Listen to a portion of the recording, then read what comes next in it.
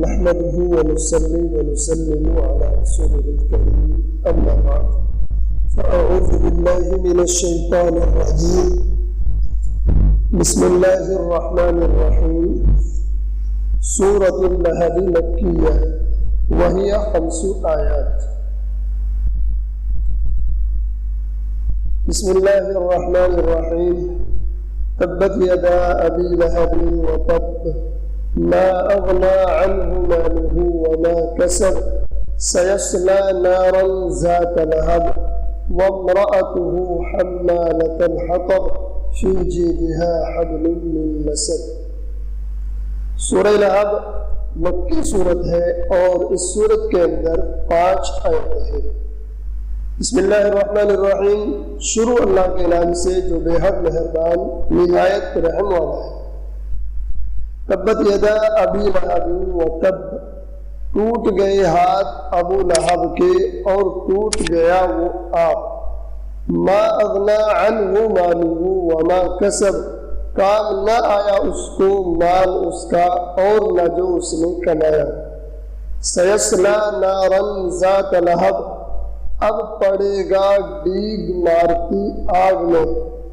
وامرأتہ، اور اس کی جو روح حمالۃ الحطب، جو سر پر لیے پھرتی ہے ایندھن. فی جیدہا حبل من مسد، اس کی گردن میں رسی ہے مونج کی. ابو لہب کے ہاتھ ٹوٹ جائیں اور وہ برباد ہو جائے، نہ اس کا مال اس کے کام آیا اور نہ اس کی کمائی. مال سے مراد اصل سرمایہ اور کمائی سے مراد اس کا نفع ہے. مطلب یہ ہے کہ کوئی سامان اس کو ہلاکت سے نہ بچائے گا. یہ حالت تو اس کی دنیا میں ہوئی اور آخرت میں وہ عن قریب مرتے ہی ایک شعلہ زن آگ میں داخل ہوگا، وہ بھی اور اس کی بیوی بھی جو لکڑیاں لاد کر لاتی ہے. مراد خاردار لکڑیاں ہیں جن کو وہ رسول اللہ صلی اللہ علیہ وسلم کے راستے میں بچھا دیتی تھی تاکہ آپ کو تکلیف پہنچے، اور دوزخ میں پہنچ کر اس کے گلے میں دوزخ کی زنجیر اور توق ہوگا، گویا وہ ایک رسی ہوگی خوب بٹی ہوئی. تشبیہ شدت اور استحکام میں ہے. ابو لہب کا اصلی نام عبد العزیٰ تھا. یہ عبد المطلب کی اولاد میں سے ہے. سرخ رنگ ہونے کی وجہ سے اس کی کنیت ابو لہب مشہور تھی. قرآن کریم نے اس کا اصلی نام چھوڑ کر اس کو ایک کنیت سے ذکر کیا، یعنی قرآن کریم نے اس کا اصلی نام نہیں لیا عبد العزیٰ، بلکہ اس کی کنیت ابو لہب یہاں ذکر کی ہے، اس لیے کہ وہ نام بھی مشرکانہ تھا. اور ابو لہب کی کنیت میں لہب جہنم سے ایک مناسبت بھی تھی. یہ شخص رسول اللہ صلی اللہ علیہ وسلم کا بے حد دشمن اور اسلام کا شدید مخالف، آپ کو سخت اذیتیں دینے والا تھا. جب آپ لوگوں کو ایمان کی دعوت دیتے یہ ساتھ لگ جاتا اور آپ کی تکذیب کرتا جاتا تھا. اس صورت کا شان نزول صحیحین یعنی بخاری اور مسلم میں بیان کیا گیا ہے کہ جب رسول اللہ صلی اللہ علیہ وسلم پر قرآن کریم کی آیت وَأَنذِرْ عَشِيرَتَكَ الْأَقْرَبِينَ نازل ہوئی تو آپ نے صفا پہاڑی پر چڑھ کر اپنے قبیلہ قریش کے لوگوں کو آواز دی. بعض روایات میں ہے کہ یا صباحا کہہ کر یا بنی عبد مناف اور یا بنی عبد المطلب وغیرہ ناموں کے ساتھ آواز دی. اس طرح آواز دینا عرب میں خطرے کی علامت سمجھا جاتا تھا. جب آپ نے آواز لگائی تو قریش جمع ہو گئے. پھر رسول اللہ صلی اللہ علیہ وسلم نے ارشاد فرمایا کہ اگر میں تمہیں یہ خبر دوں کہ دشمن تم پر چڑھ آیا ہے اور صبح شام میں تم پر ٹوٹ پڑنے والا ہے، کیا آپ لوگ میری تصدیق کرو گے؟ سب نے بیک زبان ہو کر کہا ہاں ضرور تصدیق کریں گے۔ پھر آپ نے ارشاد فرمایا کہ میں تمہیں ڈراتا ہوں ایک عذاب شدید سے جو شرک اور کفر پر اللہ کی طرف سے مقرر ہے۔ یہ سن کر ابو لہب نے کہا تبا لک الہذا جمعتنا، ہلاکت ہو تیرے لیے، کیا تو نے ہمیں اسی لیے جمع کیا تھا؟ اور آپ کو مارنے کے لیے اس کمبخت نے ایک پتھر اٹھا لیا، اس پر یہ صورت نازل ہے۔ چنانچہ ارشاد ہے تبت یدا ابی لہب وتب۔ یدا ید کے اصلی معنی ہاتھ کے ہیں، چونکہ انسان کے سب کاموں میں بڑا دخل ہاتھوں کو ہے، اس لیے کسی شخص کی ذات اور نفس کو ید سے تعبیر کر دیتے ہیں، جیسے قرآن کریم میں ہے بما قدمت یداک۔ اور امام بیہقی نے حضرت عبداللہ ابن عباس رضی اللہ تعالیٰ عنہما سے روایت کیا ہے کہ ابو لہب نے ایک روز لوگوں سے کہا کہ محمد صلی اللہ علیہ وسلم کہتے ہیں کہ مرنے کے بعد فلاں فلاں کام ہوں گے۔ پھر اپنے ہاتھوں کی طرف اشارہ کر کے کہنے لگا کہ ان ہاتھوں میں ان چیزوں میں سے کچھ بھی آیا نہیں۔ پھر اپنے ہاتھوں کو مخاطب کر کے کہنے لگا تبا لکما ما ارى فیکما شیئا مما قال محمد، یعنی تم برباد ہو جاؤ، میں تمہارے اندر ان چیزوں میں سے کچھ بھی نہیں دیکھتا جن کے ہونے کی خبر محمد صلی اللہ علیہ وسلم دیتے ہیں۔ اس کی مناسبت سے قرآن کریم نے ہلاکت کو بھی ہاتھوں کی طرف منسوب کیا۔ تباب سے مشتق ہے جس کے معنی ہے ہلاک اور برباد ہو۔ اس آیت میں پہلا جملہ تبت یدا ابی لہب بطور بددعا کے ہے، یعنی ابو لہب ہلاک ہو جائے، اور دوسرا جملہ یعنی وتب یہ جملہ خبریہ ہے، گویا بددعا کے ساتھ اس کا اثر بھی بتلا دیا کہ وہ ہلاک ہو گیا۔ اور جملہ بددعا کا مسلمانوں کے شفائے غیظ کے لیے ارشاد فرمایا گیا، کیونکہ جس وقت ابو لہب نے شان اقدس میں تبن کہا تو مسلمانوں کے دل کی خواہش تھی کہ وہ اس کے لیے بددعا کرے۔ حق تعالی نے گویا ان کے دل کی بات خود فرما دی، اور ساتھ ہی یہ بھی خبر دے دی کہ یہ بددعا اس کو لگ بھی گئی اور وہ ہلاک ہو گیا۔ قرآن کریم نے اس کی ہلاکت و بربادی کی خبر جو پہلے ہی دے دی تھی، اس کا اثر یہ ہوا کہ واقعہ بدر کے 7 روز کے بعد اس کے طاعون کی گلٹی نکلی، جس کو عرب میں عدسہ کہا جاتا ہے۔ یہ مرض دوسروں کو لگ جانے کے خوف کی وجہ سے گھر والے پاس نہیں لگتے، بلکہ گھر والے اس کو الگ ڈال دیتے ہیں۔ تو ابو لہب کو یہ بیماری لگی، ڈر کی وجہ سے سب گھر والوں نے اس کو الگ ڈال دیا، یہاں تک کہ اسی بے کسی کی حالت میں مر گیا، اور 3 روز تک اس کی لاش یوں ہی پڑی سڑتی رہی۔ جب سڑنے لگا، بدبو پھیلنے لگی، تو مزدوروں سے اٹھوا کر دبوا دیا۔ انہوں نے ایک گڈھا کھود کر ایک لکڑی سے اس کی لاش کو گڈھے میں ڈال کر اوپر سے پتھر بھر دیے۔ آگے ہے ما اغنا عنہ مالہ وما کسب۔ ما کسبہ کے معنی ہے جو کچھ اس نے کمایا، اس سے مراد وہ منافع تجارت وغیرہ بھی ہو سکتے ہیں جو مال کے ذریعے حاصل کیے جاتے ہیں، جیسا کہ خلاصے میں اس سے پہلے ذکر کیا گیا، اور اولاد بھی مراد ہو سکتی ہے کیونکہ اولاد کو بھی انسان کی کمائی کہا جاتا ہے۔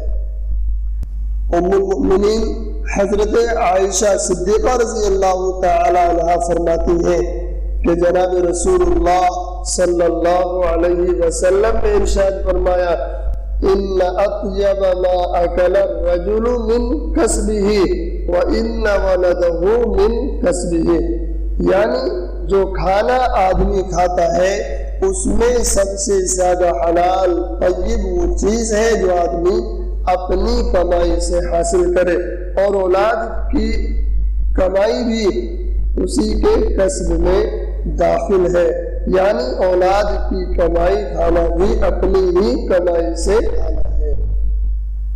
اسی لیے حضرت عائشہ، حضرت مجاہد، حضرت عطا اور ابن سیرین وغیرہ نے اس جگہ ما کسبہ کی تفسیر اولاد سے کی ہے۔ ابو لہب کو اللہ تعالیٰ نے مال بھی بہت دیا تھا اور اولاد بھی، یہی دونوں چیزیں ناشکری کی وجہ سے اس کے فخر و غرور اور وبال کا سبب بنی۔ رئیس المفسرین حضرت عبداللہ ابن عباس رضی اللہ تعالیٰ عنہ نے فرمایا کہ جس وقت رسول اللہ صلی اللہ علیہ وسلم نے اپنی قوم کو اللہ کے عذاب سے ڈرایا تو ابو لہب نے یہ بھی کہا تھا کہ جو کچھ یہ میرا بھتیجا کہتا ہے اگر وہ حق ہی ہوا تو میرے پاس مال و اولاد بہت ہے، میں اس کو دے کر اپنی جان بچا لوں گا۔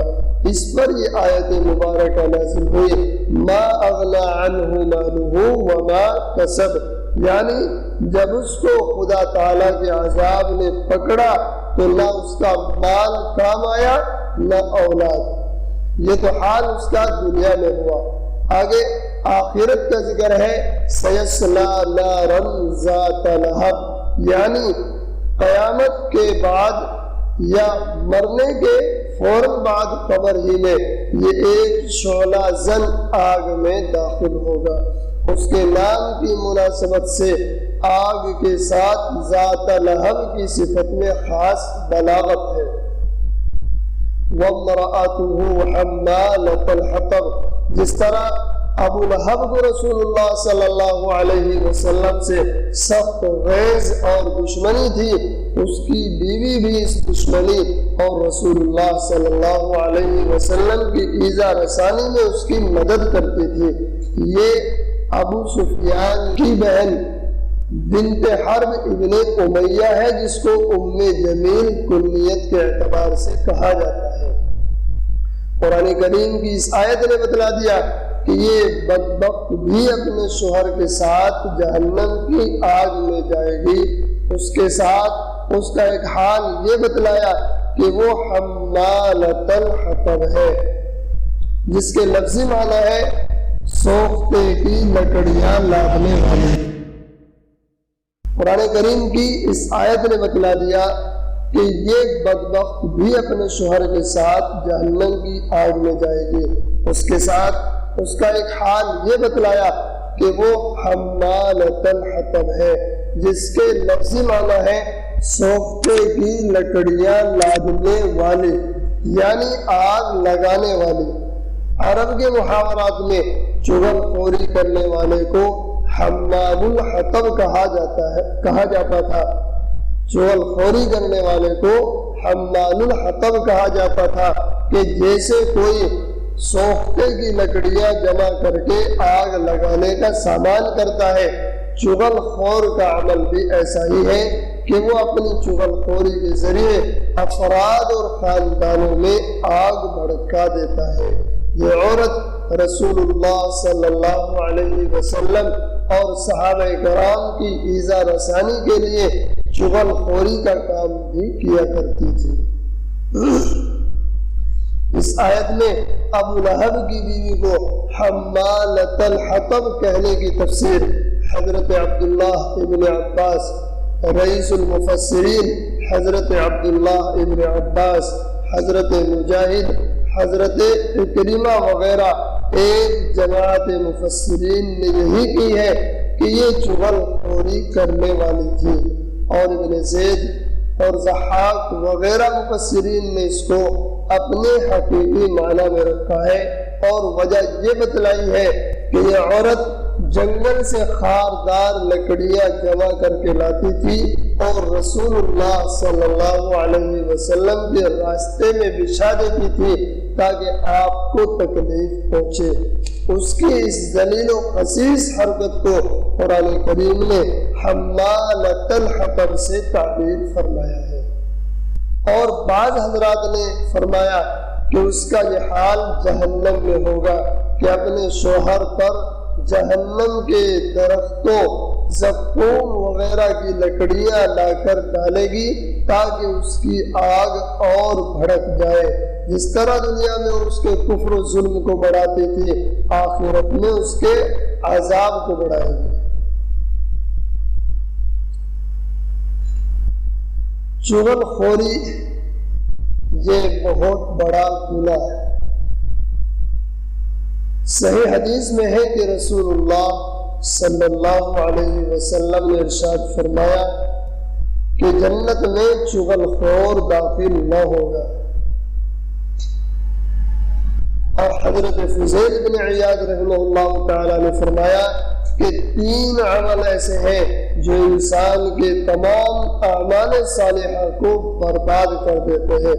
روزے دار کا روزہ اور وضو والے کا وضو خراب کر دیتے ہیں، یعنی غیبت، چغل خوری اور جھوٹ۔ حضرت عطا بن سائب فرماتے ہیں کہ میں نے حضرت شعبی رحمہ اللہ تعالی سے رسول اللہ صلی اللہ علیہ وسلم کی اس حدیث کا ذکر کیا جس میں آپ نے فرمایا کہ لا يدخل الجنت سافک دم ولا مشاء بنمیمۃ ولا تاجر یربی، یعنی 3 قسم کے آدمی جنت میں داخل نہ ہوں گے، نہ حق خون بہانے والا، چغل خوری کرنے والا، اور وہ تاجر جو سود کا کاروبار کرے۔ حضرت عطا کہتے ہیں کہ میں نے اس حدیث کا ذکر کر کے شابی سے بطور تعجب کے دریافت کیا کہ حدیث میں چغل خور کو قاتل اور سود خور کی برابر بیان فرمایا ہے۔ انہوں نے کہا کہ ہاں، چغل خوری تو ایسی چیز ہے کہ اس کی وجہ سے قتل ناحق اور غصب اموال تک کی نوبت آ جاتی ہے۔ آگے فرمایا فی جیدہا حبل من مسد، مسد سین کے سکون کے ساتھ مصدر ہے جس کے معنی رسی یا ڈور بٹنے کے ہیں، یا اس کے تار پر تار چڑھا کر مضبوط کرنے کے ہیں، اور مسد میم اور سین کے زبر کے ساتھ اس رسی یا ڈور کو کہا جاتا ہے جو مضبوط بنائی گئی ہو، خواہ وہ کسی چیز کی ہو، کھجور یا ناریل وغیرہ سے بنائی گئی ہو یا لوہے کے تاروں سے، ہر طرح کی مضبوط رسی اس میں داخل ہے۔ بعض حضرات نے جو خاص کھجور کی رسی اس کا ترجمہ کیا ہے وہ عرب کی عام عادت کے مطابق کیا گیا ہے، اصل مفہوم عام ہے۔ اسی مفہوم کے اعتبار سے حضرت عبداللہ ابن عباس، حضرت عروہ ابن زبیر وغیرہ نے فرمایا کہ یہاں حبل من مسد سے مراد لوہے کے تاروں سے بٹا ہوا رسہ ہے، اور یہ اس کا حال جہنم میں ہوگا کہ آہنی تاروں سے مضبوط بٹا ہوا تو اس کے گلے میں ہوگا۔ حضرت مجاہد نے بھی اس کی تفسیر میں فرمایا ہے من مسد اے من حدید، اور امام شعبی اور مقاتل وغیرہ مفسرین نے اس کو بھی دنیا کا حال قرار دے کر حبل من مسد سے کھجور کی رسی مراد لی ہے، اور فرمایا کہ اگرچہ ابو لہب اور اس کی بیوی مالدار غنی تھے اور اپنی قوم کے سردار مانے جاتے تھے، مگر اس کی بیوی اپنی خسیس طبیعت اور کنجوسی کی وجہ سے جنگل سے ایندھن کی لکڑیاں جمع کر کے لاتی اور اس کی رسی کو اپنے گلے میں ڈال لیتی تھی کہ یہ گٹھڑی سر سے گر نہ جائے، اور یہی ایک روز اس کی ہلاکت کا سبب بنا کہ لکڑیوں کا گٹھڑ سر پر اور رسی گلے میں تھی، تھک کر کہیں بیٹھ گئی اور پھر گر کر اس کا گلا گھٹ گیا اور اسی میں مر گئی۔ اس دوسری تفسیر کی روح سے یہ حال اس کی خصت تباہ اور اس کا انجام بد بیان کرنے کے لیے ہے، مگر چونکہ ابو لہب کے گھرانے خصوصاً بیوی سے ایسا کرنا مستبعد تھا، اس لیے اکثر حضرات مفسرین نے پہلی ہی تفسیر کو اختیار فرمایا ہے۔ واللہ تعالی اعلم وعلمہ اتم۔ اللہ تبارک و تعالی ایسے انجام بد سے ہم سب کی حفاظت فرمائے، اور باری تعالی قرآن کریم کی تفسیر کو سننے سنانے اور قرآن کریم کی ہدایات پر عمل کرنے کی ہم سب کو توفیق عطا فرمائے۔ وآخر دعوانا